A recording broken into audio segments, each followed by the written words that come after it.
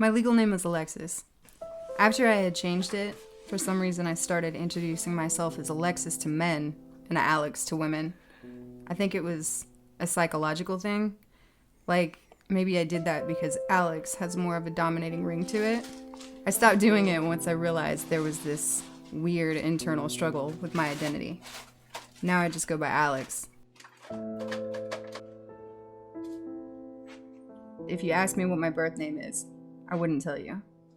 If you ask me where I'm from, I couldn't tell you.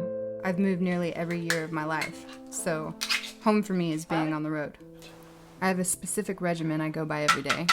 I wake up, make coffee, give the animals a little attention. Then I head to the gym or go out for a run. I have chronic and onset PTSD with quite a bit of paranoia.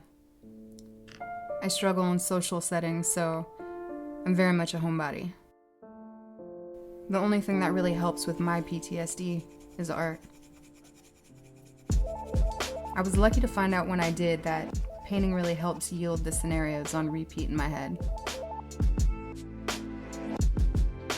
I paint a lot of things. I paint nightmares or recreations of dreams, things I feel. Not too long ago, I started posting them on social media. I was surprised at the amount of support I was receiving. More so the personal messages from followers telling me their stories and opening up about their lives. Initially, I wasn't trying to raise any kind of awareness for things like PTSD or domestic abuse. But when people read what I say and appreciate the things I paint, I tend to attract that kind of audience. I guess what I'm trying to do with my work is just make something powerful for someone who needs it.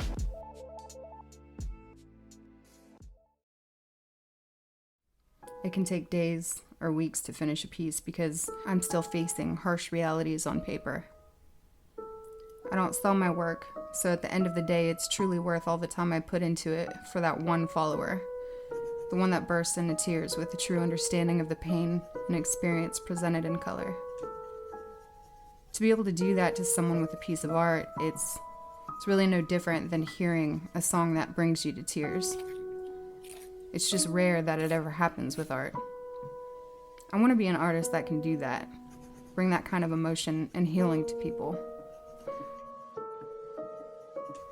There's really not a lot of things you could ask me about my life without hearing some creepy or traumatic story linked to every time period.